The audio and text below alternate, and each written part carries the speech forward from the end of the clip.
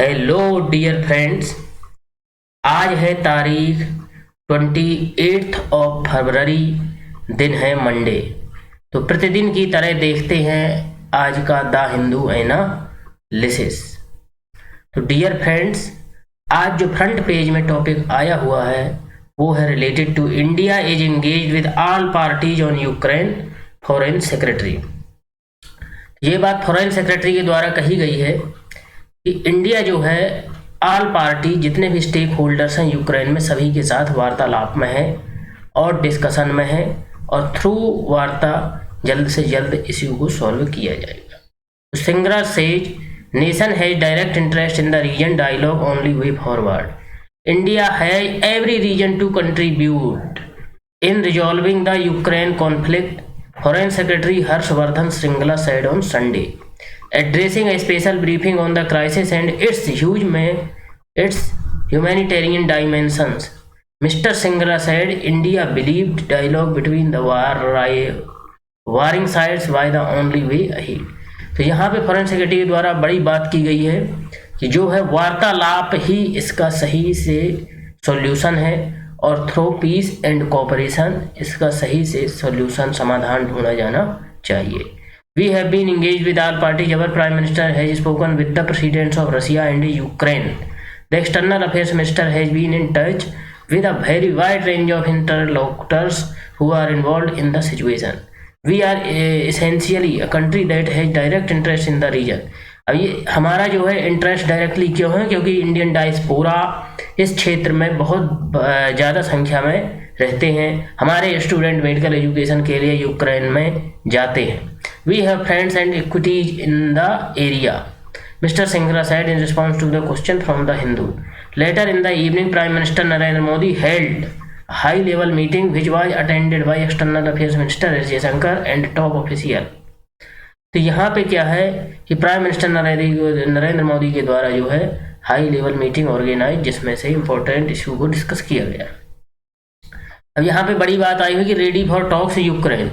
On the fourth day of the Russian attack on Sunday, the Ukrainian president office said negotiations between Kyiv and Moscow would be held on the Belarusian-Ukrainian border. The negotiators would meet without preconditions, it said. President Volodymyr Zelensky said he was willing to try talks with Russia but was skeptical. Next important जो news है very important from the Indian perspective. 3 more flights bring back 688 more Indians.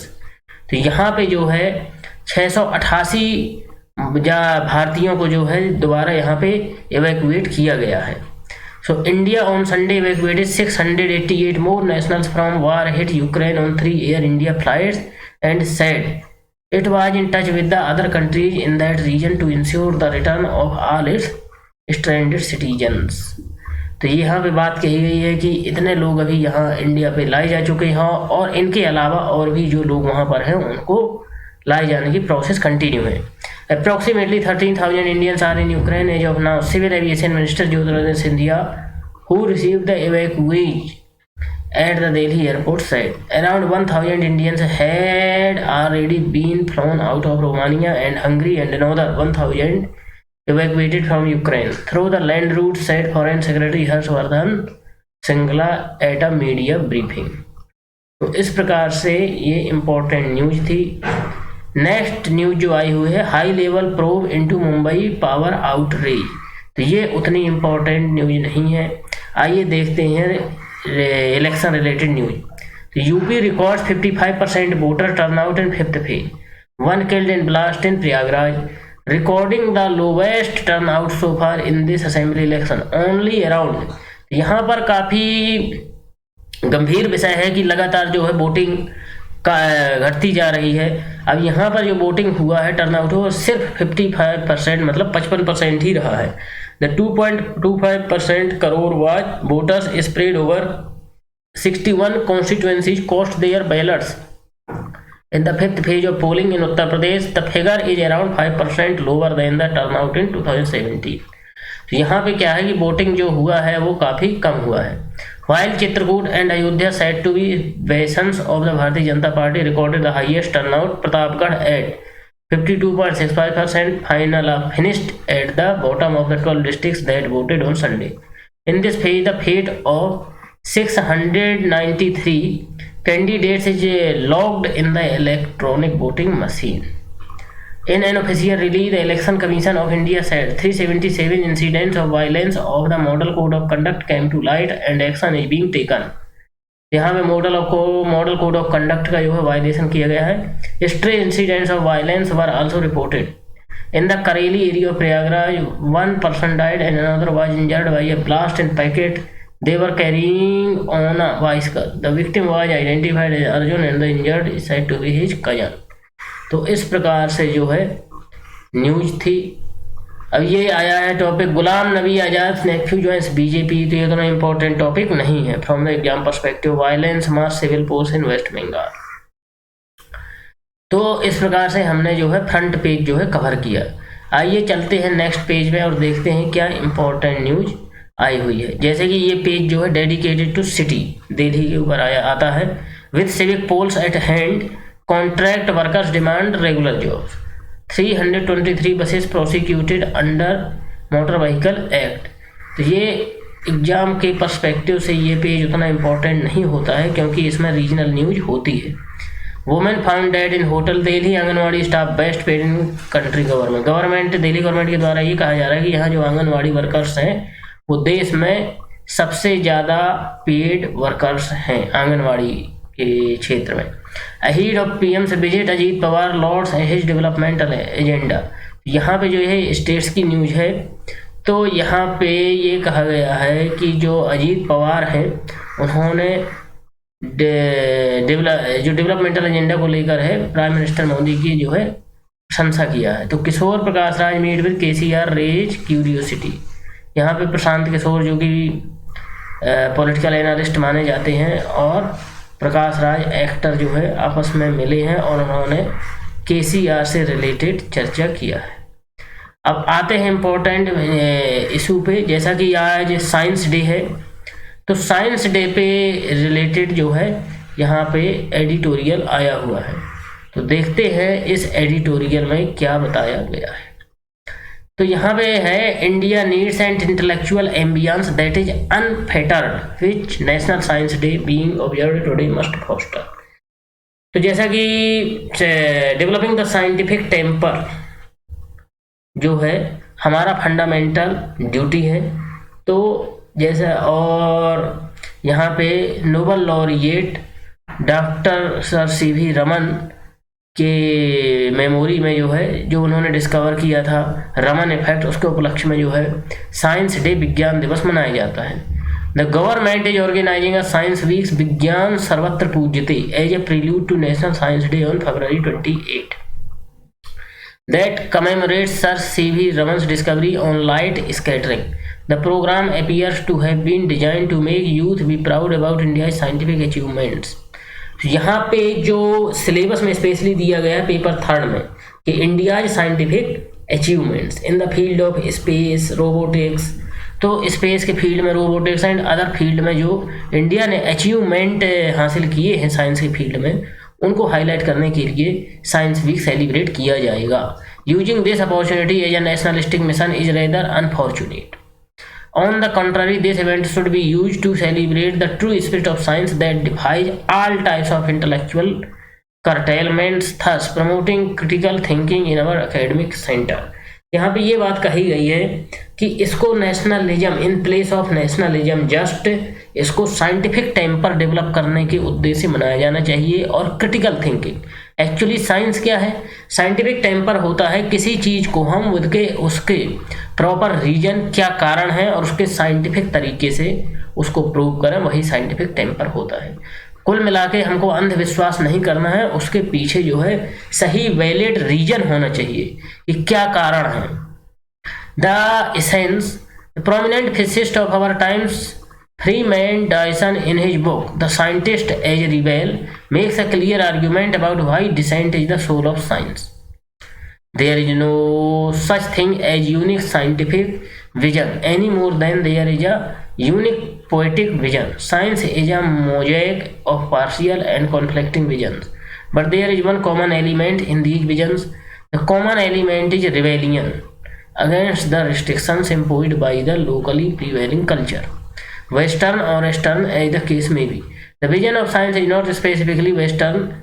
It is no more Western than it is Arab or Indian or Japanese or Chinese. Arabs and Indians and Japanese and Chinese had a big share in the development of modern science. And what is true of science is also true of poetry. तो यहाँ पे उन्होंने poetry से connect करते हुए बताया है कि ये जो पोइट्री है या पोइटिक्स में जो बातें की जाती हैं, जो साइंस है, उनमें इंटर रिलेशन है. Poetry was not invented by westerners. India has poetry older than Homer. Poetry and science are gifts to all of humanity. For the Arab mathematician and astronomer Omar Khayyam, science was a rebellion against the intellectual constraints of Islam. तो जो science है वो किसी भी culture को सही reason देने में और साइंटिफिक टेम्पर डेवलप करने में बहुत हेल्प करती है. A rebellion which he expressed more directly in his incomparable verse. The main takeaways from Dyson are: 1. Science is universal like music, dance or poetry. There is nothing like Indian, American or Chinese science. तो यहाँ पे क्या है कि कोई भी scientific technology हो तो यूनिवर्सल होगा. If applicable in Indian context, that is also applicable in context of Japan, Korea, whatever country may be. Science was initially nurtured through exchange of ideas that moved like merchandise between distant places over the ancient trade routes. तो यहाँ पे जो scientific development हुआ या science का जो proliferation हुआ, वो जो डिस्कवरी पीरियड था उसके आवागमन से और एक प्लेस से दूसरे प्लेस पर जो लोग गए. 2. Dyson considered evidence-based modern science as an intellectual rebellion or as a form of dissent against social constraints, as exemplified by the Islamic and the European renaissance of science of the Middle Ages. The reawakening in India around the 19th century that formed the background for the independence struggle. तो यहाँ पे जो है, हाँ ये भी था कि जो एजुकेशन थी इंडिया में, तो जो वर्नाकुलर था और एंग्लिसिस्ट थी, तो उसमें ये था इंग्लिसिस्ट में कि साइंटिफिक टेम्पर के साथ वेस्टर्न एजुकेशन को प्रमोट किया जाए. Then and now, for the Indian scientists of those days, science was a double rebellion against English and domination as well as the fatalistic ethos of Hinduism. तो fatalistic means भाग्यवाद, जो भाग्य पर भरोसा करते हैं इन प्लेस ऑफ भाग. यहाँ पे साइंटिफिक तरीके से किसी के पीछे क्या प्रॉपर रीजन है उस पर काम करते हुए आगे बढ़ना है. This rebellious spirit led to resurgence of science in India in the pre-independence days. In Sir C.V. Raman's discovery cannot be seen independent of the social reformism of those days. With the ideological shift towards the right in recent times, the spectre of conformism that was laying low in our collective consciousness has now returned with a vengeance, and academic freedom is now under greater pressure to toe the official line than ever before. If science must excel, it needs to promote free spirit, and as Dyson argues, science is an inherently subversive act, a threat to establishment of all kinds where it appends a long-standing scientific idea, or it questions the received political wisdom or irrationality. He writes, science is an alliance of free spirits in all cultures, rebelling against the local tyranny that each culture imposes on its children. Such ideas must have played in minds of great physicists like Einstein and others when they turned the scientific theories of the day upside down. Much earlier, Galileo Galilei and Nicholas Copernicus also took a firm stand against the prevalent wisdom despite there religiosity. तो इन्होंने firm step लिया, Galileo Copernicus, जिसने about the planets के बारे में discovery की और how planets moves. Dyson quotes the British scientist JBS Haldane, let him beware of him in whom region has become the greatest and most terrible of the positions. Hal then migrated to India in 1957 and was externally dissatisfied with the Indian scientific enterprise and its organizational value centered on hierarchy. He soon began to refer to Council. He soon began to refer to Council of Scientific and Industrial Research as the Council for the Separation of Independent Research. The ecology of dominant conformist traits is intervened with group identity that determines the attitude towards our superiors and subordinates. Sudhir Kakar and Katharina Kakar in their book The Indian's Portrait of a People trace this culture of conformism to our childhood as a reflection of our obsession with hierarchy that spills over to institutional setups. The word they use for Indians is homo hierarchicus, a term originally employed by Louis Dumont in his treatise on Indian caste system. तो यहाँ पे ये बताया गया है कि जो Indian caste system है उस पर कैसे कमेंट किया गया और इंडियन कास्ट सिस्टम को कैसे जो है साइंटिफिक टेम्पर के द्वारा कम किया जा सकता है और आगे डेवलपमेंट किया जा सकता है. A sitting for pseudoscience, the Indian family landscape is authoritarian and patriarchal, though benevolent to the obedient in its dealings. Early on, children are sensitized to collective self. We grow with the loss of self and learn to subsume our worth as an individual. An Indian is thus culturally trained to uphold the family's integrity, religious, caste, or regional identity, rather than her individual strength. So when the party in power in India criticizes the opposition parties for being led by dynasts. What is being sidelined is the irony of the dynastic blood relation as a probe for personal advancement is fundamental part of Indian cultural ethos. Such societies with patriarchal moorings automatically generate conditions for authoritarian rule, generating an ambience of fear that may not be conducive for path-breaking queries. Rather, it tends to feed the conceit of rulers by inventing make-believe science or pseudoscience. Need for a shift. In a guest editorial in Science in 2010, R.A. Maselkar, the former Director General of the CSIR's Council for Scientific Industrial Research, discusses why India is unable to break the mediocrity barrier. He concludes that tradition-bound countries such as India need to free from the cultural chains of the past to foster original thinking. तो यहाँ पे क्या है, जो Indian cultures है वो काफ़ी traditional है, ट्रेडिशन बेस्ड है, काफ़ी रिचुअलिस्टिक है. तो यहाँ पर थोड़ा सा जो साइंटिफिक टेम्पर डेवलप करने में प्रॉब्लम्स क्रिएट होती है. In an editorial in the 2010 current science, P. Balaram, the former director of the Indian Institute of Science, explains why a good honored disdain for perceived wisdom and disregard for authority, which is called irreverence, is important in science.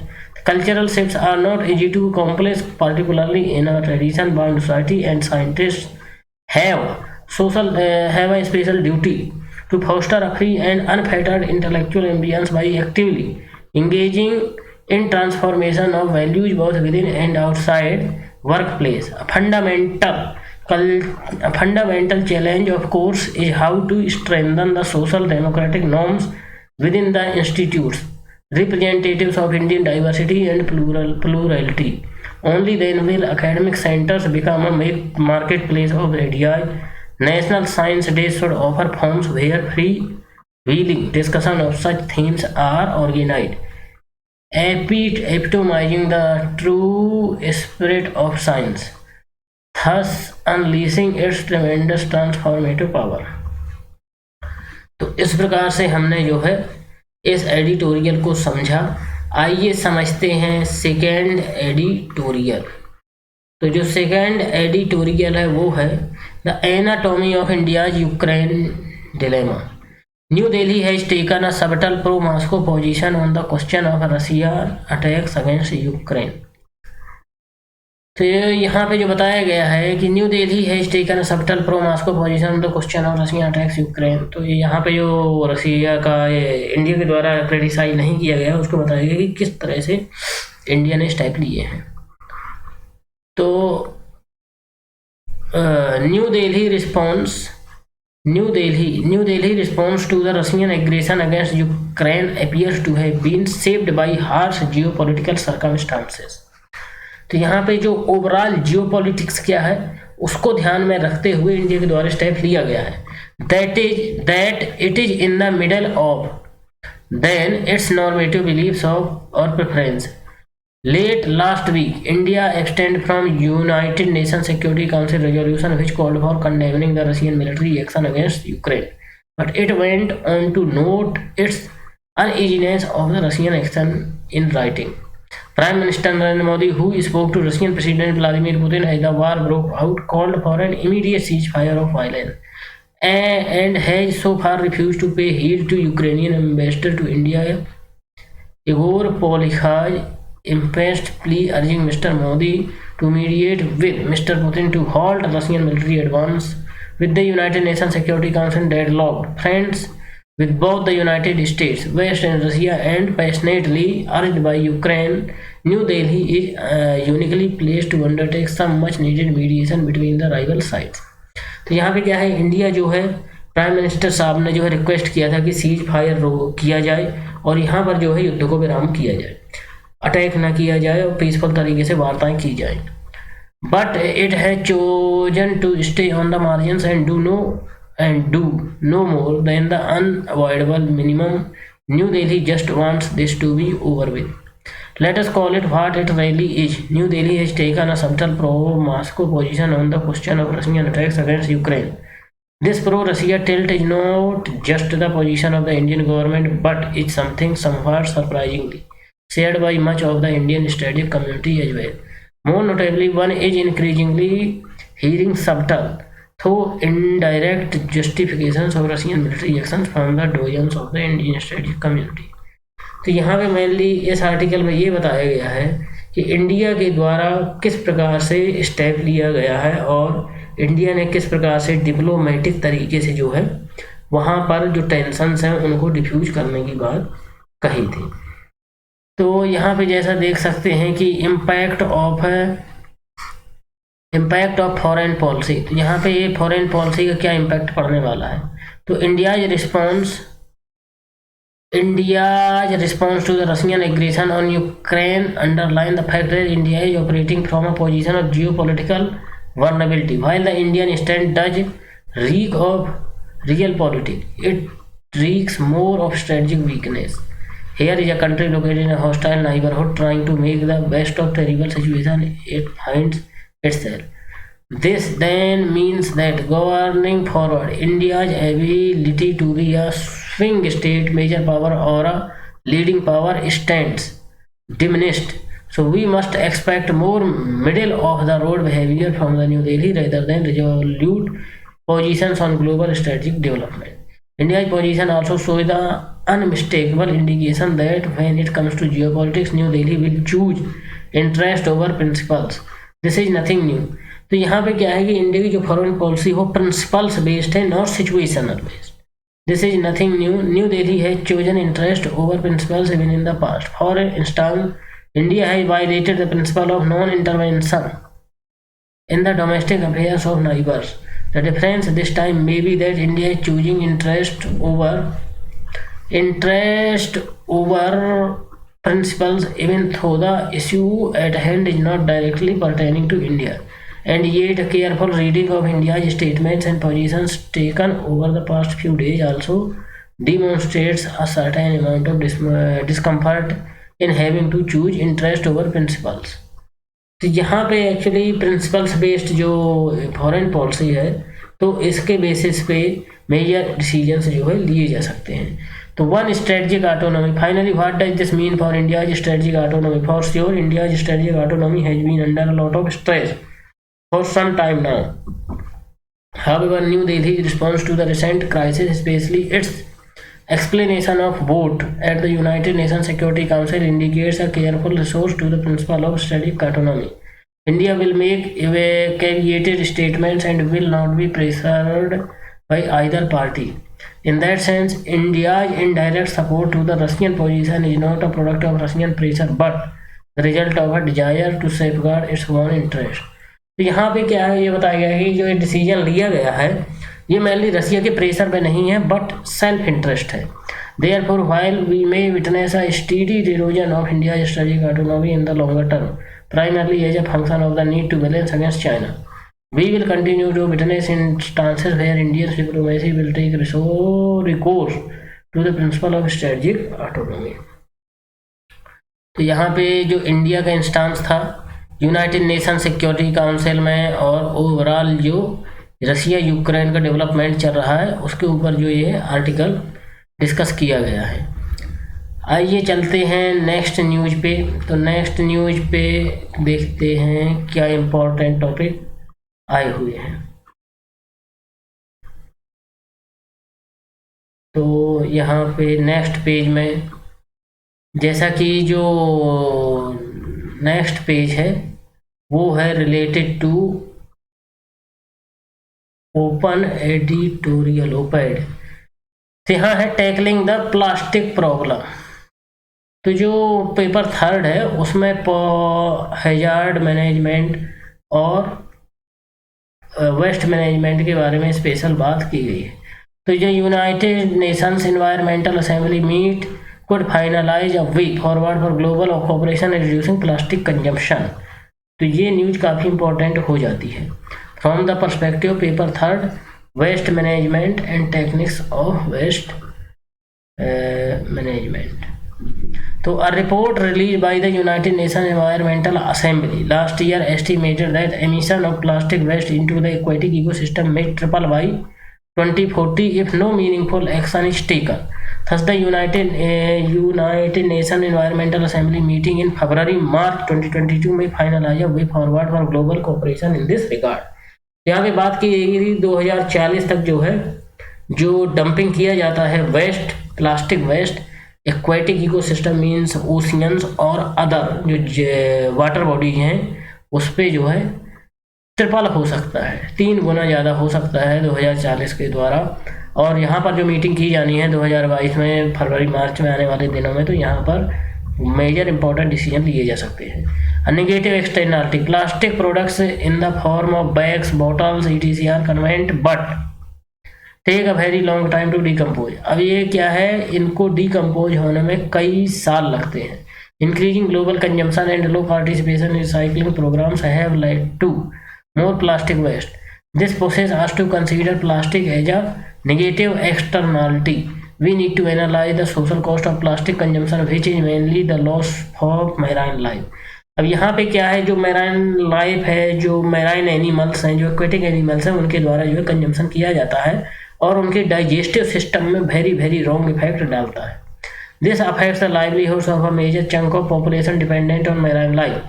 Marine fishes and wildlife are mainly harmed due to plastics, thus the size of harm is alarming. Plastic represent an example of a consumption of externality which involves many people rather than a production externality, which involves one or multiple forms. Consumption externality is more challenging to address as it is difficult to differentiate the behavior of consumers. Imposing the cost of the harm on all consumers may not yield efficient solutions. As the number of consumers is high, the cost of controlling them is also high.